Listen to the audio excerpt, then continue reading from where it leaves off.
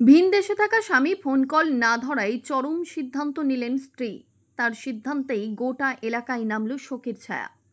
শনিবার দুপুর 2টো নাগাদ চাঞ্চল্যকর এক ঘটনা ঘটে পূর্বস্থলী 1 নম্বর ব্লকের নসরতপুর পঞ্চায়েতের ধোবা গ্রামে।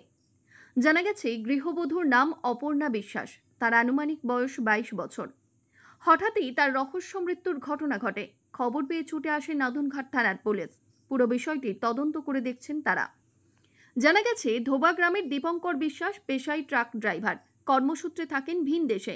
গত 2.5 বছর আগে ওই গ্রামেরই যুবতী অপর্ণা বিশ্বাসের সঙ্গে তার বিয়ে হয়। স্বামী স্ত্রীর মধ্যে প্রচণ্ড মিল ছিল, এমনটাই বলছেন প্রতিবেশীরা। কর্মসূত্রে ভিন দেশে থাকলেও নিয়মিত ফোনে, হোয়াটসঅ্যাপ কলে তাদের কথা হতো।